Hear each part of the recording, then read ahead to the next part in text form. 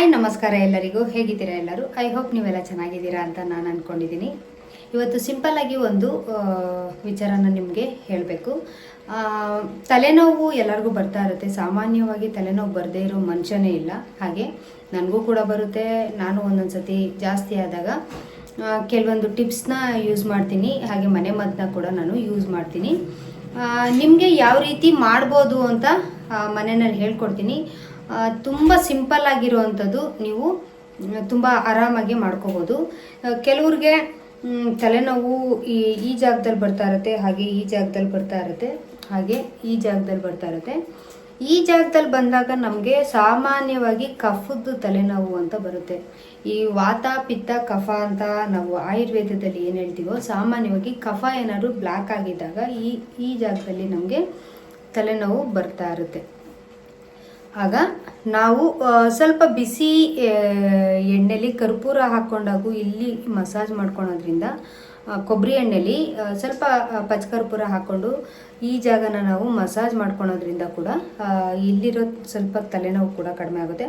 ಹಾಗೆ ಮೇಯ್ನ್ ತಲೆನೋವು ನಮಗೆ ಸ್ಟ್ರೆಸ್ ಆಗಿರ್ಬೋದು, ಅದಕ್ಕೆಲ್ಲ ಬಂದಾಗ ತಲೆನೋವು ಬಂದಾಗ ನಾವು ಏನು ಮಾಡ್ಬೋದು ಅಂತ ಹೇಳ್ಕೊಡ್ತೀನಿ. ಫಸ್ಟು ಏನಪ್ಪ ಅಂತ ಅಂದರೆ, ನಾನು ಐಸ್ ಕ್ಯೂಬ್ನ ತೊಗೊಂಡಿದ್ದೀನಿ, ಕಾಣಿಸ್ತಾ ಇರ್ಬೋದು. ಐಸ್ ಕ್ಯೂಬು ಹೆಂಗಪ್ಪ ಅಂತ ನೀವು ಅಂದ್ಕೊಬೋದು. ಬರೀ ಒಂದು ಜಸ್ಟ್ ಐಸ್ ಕ್ಯೂಬಿಂದ ನಿಮ್ಮ ತಲೆನೋವು ವಾಸಿ ಆಗುತ್ತೆ. ಬೇಕಾದರೆ ಟ್ರೈ ಮಾಡಿ ನೋಡಿ. ನಾನೇನಿಲ್ಲ, ಇದನ್ನು ಜಾಸ್ತಿ ತಲೆನೋವು ಬಂದಾಗ ಏನು ಮಾಡಬೇಕು ಅಂತ ಅಂದರೆ, ಇದನ್ನು ಬಾಯಿ ಒಳಗಡೆ ನುಂಗಬಾರ್ದು, ಬಟ್ ನಾಲ್ಗೆ ಮೇಲೆ ಮತ್ತು ಬಾಯಿ ಹತ್ರ ಒಳಗಡೆ ಹಾಕ್ಕೊಂಡು ಪ್ರೆಸ್ ಮಾಡಿ ಇಟ್ಕೊಬೇಕು. ಯಾವ ರೀತಿ ಅಂತ ತೋರಿಸ್ತೀನಿ.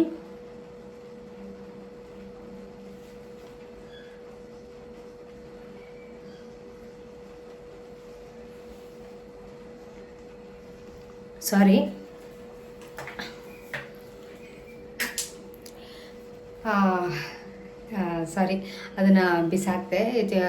ನೀವು ಈ ಥರ ಒಂದು 2-3 ನಿಮಿಷ ಇಟ್ಕೊಬೇಕಾಗತ್ತೆ. ನಿಮಗೆ ಒಂದೇ ಸತಿ ಇಟ್ಕೊಳ್ಳೋಕ್ಕಾಗಲ್ಲ ಅಂತ ಅಂದರೂ ಕೂಡ ಜಸ್ಟ್ ತಗೊಂಡಾದರೂ ನೀವು ಅದನ್ನು ಇಟ್ಕೊಂಡಾಗ ನಿಮಗೆ ತಲೆನೋವು ಏನಿರುತ್ತೆ, ಸ್ಟ್ರೆಸ್ಸಿಂದ ಆಗಿರ್ಬೋದು, ಈ ತಲೆನೋವು ಕಡಿಮೆ ಆಗುತ್ತೆ. ಹಾಗೆ ಇನ್ನೊಂದು ಮೆಥಡು ಯಾವ ಥರ ಅಂತ ಹೇಳ್ತೀನಿ. ಅದೇ ಐಸ್ ಕ್ಯೂಬ್ನ ತೊಗೊಂಡು ನೀವೇನು ಮಾಡಬೇಕು ಅಂತ ಅಂದರೆ, ತಲೆ ಹಿಂದಗಡೆ ಇಲ್ಲಿ ಏನಿರುತ್ತೆ, ಇಲ್ಲಿ ಕುತ್ತಿಗೆಯಿಂದ ಮೇಲ್ಭಾಗ ಕೂದಲೆಲ್ಲ ಇರುತ್ತಲ್ಲ, ಅಲ್ಲಿ ನೀವು ತಗೊಂಡು ಇದನ್ನು ಈ ರೀತಿಯಾಗಿ ಮಸಾಜ್ನ ಮಾಡ್ಕೊಬೇಕು. ಈ ಥರ ನಾನು ಯಾವ ರೀತಿ ಇಟ್ಕೊಂಡಿದ್ದೀನಿ ಆ ರೀತಿ ಮಸಾಜ್ನ ಮಾಡ್ಕೊಬೇಕಾಗತ್ತೆ. ಇದನ್ನು ಮಾಡಿದ್ರೂ ಕೂಡ ನಿಮಗೆ ಒಳ್ಳೆ ರಿಸಲ್ಟ್ ಕೂಡ ಸಿಗುತ್ತೆ. ಇದು ಒಂದ್ಸತಿ ಯಾರಾದರೂ ತಲೆನೋವು ಬಂದಾಗ ಪದೇ ಮಾತ್ರೆಗಳನ್ನ ನುಂಗೋದು ಬದಲಾಗಿ ಇದನ್ನು ಒಂದ್ಸತಿ ನೀವು ಪ್ರಯತ್ನ ಮಾಡಿಬಿಟ್ಟು ನೋಡಿ. ಇಷ್ಟ ಆದರೆ ಒಂದು ಲೈಕ್ ಮಾಡಿ. ಹಾಗೆ ಇನ್ನೂ ಯಾರೆಲ್ಲ ನನ್ನ ಚಾನಲ್ನ ಹಾಗೆ ನೋಡ್ತಾ ಇದ್ದೀರೋ, ಖಂಡಿತವಾಗ್ಲೂ ನನ್ನ ಚಾನಲ್ನ ಹೊಸದಾಗಿ ನೋಡ್ತಾ ಇದ್ದರೆ ಸಬ್ಸ್ಕ್ರೈಬ್ ಮಾಡ್ಕೊಳ್ಳಿ. ಹಾಗೆ ನಿಮ್ಮ ಫ್ರೆಂಡ್ಸ್ಗೆ, ಫ್ಯಾಮಿಲಿ ಮೆಂಬರ್ಸ್ಗೆಲ್ಲ ಶೇರ್ ಮಾಡಿ ಅಂತ ಹೇಳ್ತಾ ಈ ವಿಡಿಯೋನ ಇಲ್ಲಿಗೆ ಮುಗಿಸ್ತಾ ಇದ್ದೀನಿ. ಮುಂದೆ ಯಾವುದಾದ್ರು ಹೊಸ ಯೂಸ್ಫುಲ್ ವಿಡಿಯೋದೊಂದಿಗೆ ಸಿಗ್ತೀನಿ. ಅಲ್ಲಿವರೆಗೂ ನಿಮಗೆಲ್ಲ ಟೇಕ್ ಕೇರ್, ಬಾಯ್.